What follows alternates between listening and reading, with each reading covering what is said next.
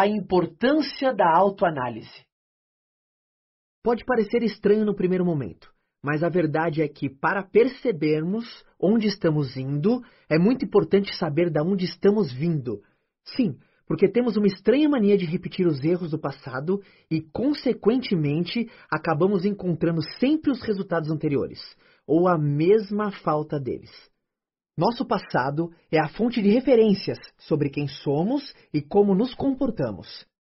Se analisarmos nosso presente e compararmos os resultados desse momento com o nosso passado, podemos perceber aquilo que precisamos mudar em nós mesmos para conseguir dar um rumo certo para a nossa vida. Um rumo que pode nos levar onde quisermos ir, para realizarmos os sonhos que quisermos realizar. Essa análise precisa nos direcionar para as novas atitudes, diferentes daquelas que não nos levam para onde queríamos ter ido. É bom que fique claro que a mudança acontece na vida de quem recusa o óbvio, de quem se questiona e procura ser e fazer diferente do que sempre fez. Se o seu passado não o levou ao sucesso, você tem que mudar o que vem fazendo. Minha primeira experiência empreendedora foi em 1998. Eu tinha 12 anos de idade, quando meu pai começou a me dar mesada. Ele me alertou: você precisa aprender a administrar o seu dinheiro. Vou dar a você R$100 por mês para que possa comprar comida na escola, fazer suas coisas e comprar o que você deseja. Se faltar, você vai ter que se virar. Se sobrar, não precisa me devolver. Não sei muito bem a origem desse sentimento que foi despertado em mim, mas eu costumo chamá-lo de insatisfação positiva, progressiva, permanente. Sou um eterno insatisfeito e vejo que a insatisfação é o que me move. Sempre me questiono, recuso o óbvio, não aceito padrões e nunca fui conformado. Para mim, ser conformado significa ter a forma que alguém diz que você deve ter. Então, naquela época de escola, eu ficava pensando em como poderia tornar aqueles R$100 em 200 ou 1.000. Porque meu pai não me daria mais mesada e eu queria ter mais retorno daquele dinheiro. Naquela época, eu era um estudante medíocre. Meus pais, Clóvis e Meire, chamavam-me de 6,5. Porque a média para passar de ano era 6, e eu sempre tirava 6,5 em tudo. Era sempre assim. Eu fazia o mínimo possível para poder passar de ano. Não entendia porque era preciso estudar tudo aquilo que a escola ensinava. E quando a gente não tem um motivo muito forte para fazer alguma coisa, a gente nunca se entrega com intensidade. Eu sempre me perguntava qual a razão para aquilo, mas ninguém me dizia. Por isso, eu não me entregava. Hoje, sei que medíocre é aquela pessoa que, tendo condições de fazer o melhor de si, contenta-se em fazer o possível, o mínimo aceitável, o mínimo necessário. E eu era essa pessoa e fazia o possível só para passar de ano. Nunca passei direto, porque sempre usei tudo o que podia para postergar ao máximo meus esforços na escola. Não via sentido em tirar notas mais altas do que o necessário para passar. Por isso, sempre digo que é muito importante adquirir conhecimento, que você saiba para quê, por quê e o que você vai fazer com esse conhecimento. Senão, você vai gerar uma paralisia mental e não vai se dedicar a aprender direito. Voltando à minha história do tempo da escola, analisei como eu poderia fazer os R$100 tornarem-se 200. Então percebi que havia um grande problema a ser resolvido. Todo mundo que ia à escola tinha um importante motivo para estar lá: viver a hora mágica do recreio. Aquele era um período bem curto, mas valia o esforço de passar 5 horas na sala de aula, acordar cedo e voltar no dia seguinte, apenas para viver aqueles 20 minutos mágicos chamados de recreio. Mas havia um grande desafio. Quando tocava o sinal para sairmos, formava-se uma fila quilométrica na cantina para que todos pudessem comprar fichas e garantir seus lanches. Então, eu vi que as pessoas perdiam preciosos minutos daquele momento para ficar na fila.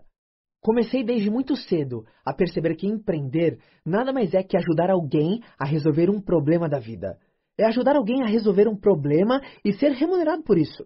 Assim, todos ficam felizes. Quando meu pai me deu a mesada do mês seguinte, fui à minha escola, fora do período de aula, e investi toda a minha mesada comprando fichas da cantina. Comprei R$50 em fichas vermelhas, que valiam um salgado, e R$50 em fichas amarelas, que valiam um refrigerante. No dia seguinte, coloquei uma pochete na cintura e as fichas dentro dela. E quando tocou o sinal do recreio, foi aquela correria para a cantina. Então falei para todos: não precisam correr, eu tenho fichas aqui. Custam R$ 3 cada. Na cantina elas custavam R$ 2. E ainda dizia com ênfase: se quiserem comprar na cantina é mais barato, mas vão perder os momentos mais preciosos do recreio na fila. De alguma forma, eu havia percebido que esse sentimento da perda era muito forte. Forte ao ponto da pessoa pagar pela ficha mais cara apenas para não perder o tempo do recreio. Só depois percebi que uma pessoa não trabalharia 24 horas por dia para comprar uma casa nova, mas trabalharia 24 horas por dia para não perder a sua casa. As pessoas trabalham muito mais para não perder alguma coisa. A verdade é que aquele R$ 1 que eu cobrava a mais não era nada comparado aos preciosos minutos do recreio. Então, comecei a vender muito. Passado certo tempo, na classe, os colegas começaram a jogar bolinhas de papel na minha cabeça antes do recreio. Eram pedidos. Eu comecei a tirar pedidos já na sala de aula. O negócio cresceu tanto pelo boca a boca que mesmo antes de tocar o sinal, as pessoas, inclusive de outras classes, tentavam uma maneira de comprar fichas comigo. E eu já não dava mais conta de atender todo mundo. Convidei alguns amigos para uma reunião na escola, mostrei a eles o negócio que eu havia criado, o investimento necessário e o retorno que ele proporcionava. Propus então uma parceria com eles. Alguns não queriam usar uma pochete feia na cintura porque não se sentiam ainda prontos para começar um negócio do zero e de modo tão precário.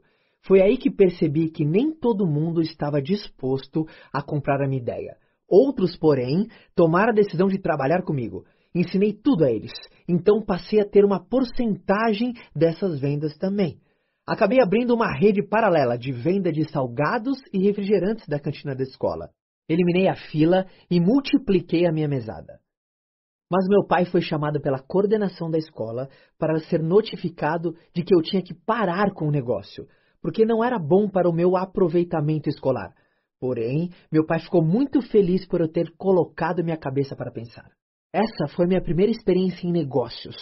Como tudo começou? Pela minha recusa em aceitar o óbvio, por ser diferente e questionador. Então, meu conselho aqui é: pergunte a si mesmo o que você quer. Você está bem? Você está satisfeito? Está feliz? O que realmente preenche a sua vida e qual é o sentido da felicidade para você? O que você quer mudar na sua vida? Lembre-se, toda mudança acontece a partir do reconhecimento de uma necessidade de mudança e da coragem de recusar o óbvio. Outro ponto importante para chegarmos onde queremos é saber exatamente onde estamos.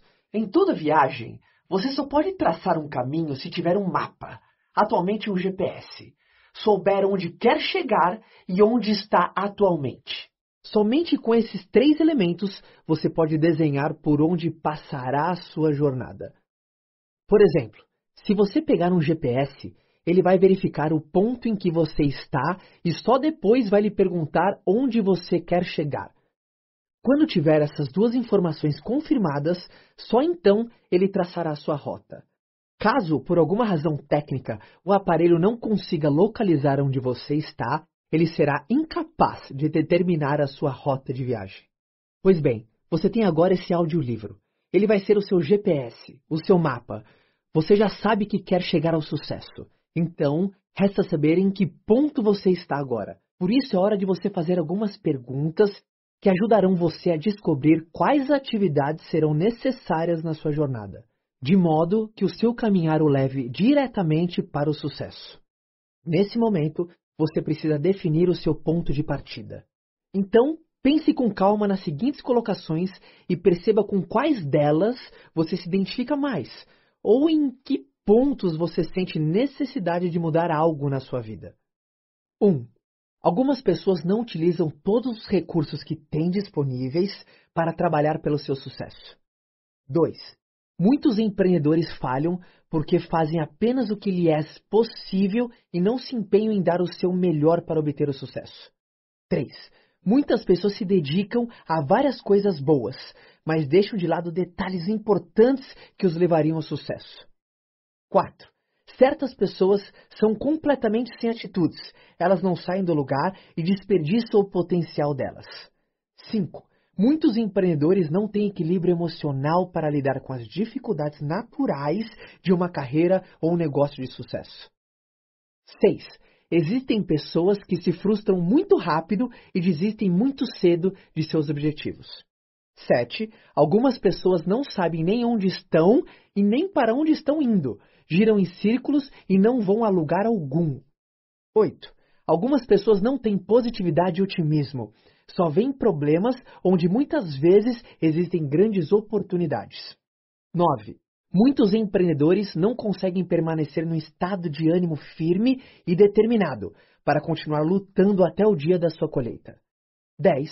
Existem pessoas que sofrem da crença no demérito. Elas não se sentem merecedoras do sucesso. Existem outras questões também importantes, mas essas, por hora, já são suficientes para você pensar e avaliar quais são os pontos em que precisa trabalhar para conquistar o sucesso.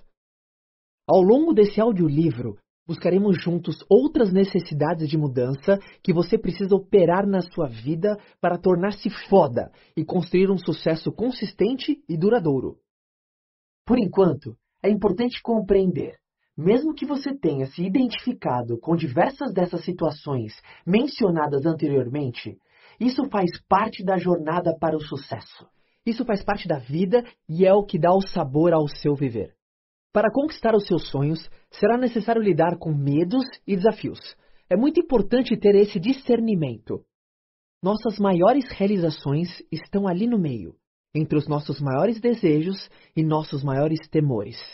Se você tem uma meta, um objetivo, que não lhe causa um desconforto, um frio na barriga de pensar no que você vai ter que enfrentar para alcançá-lo, é porque ele não é transformador o suficiente.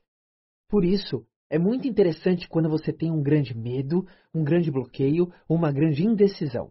É nessa direção que você tem que correr, vencendo-a. Lembre-se que é preciso avançar, apesar dos medos e das dificuldades. Essa é a luta que realmente vale a pena. É muito importante ter essa consciência, porque muitas vezes, diante de um desafio, se pegará dizendo frases como: "Este obstáculo é muito grande. Isso não consigo vencer. Isso não dá. Isso é muito para mim." Entenda que, quando você encontra o grande desafio, é como se achasse um baú e, ao abri-lo, você encontrasse uma recompensa. Isso porque todo desafio tem uma recompensa por trás. Eu gosto muito desse modo de encará-los. As pessoas consideram desafios como problemas, mas pelo contrário, digo que problema é quando não há desafio. Quem não tem desafio não cresce, não evolui, não ganha, não conquista, não está subindo. Aquele que sabe que é necessário passar pelo medo, romper uma barreira e transpor o limite para seguir crescendo, comemora sempre que vê um desafio. Por mais que seja difícil e desafiadora a circunstância que você esteja vivendo, comemore a sua luta e siga em frente porque, quando a tempestade passar, o céu azul aparecerá. Tenha essa visão especial quanto aos desafios e isso vai favorecer muito a sua postura diante de todos os que surgirem em sua jornada até onde você quer chegar. Prepare-se para os desafios e viva intensamente a sua luta, as suas conquistas, as suas vitórias.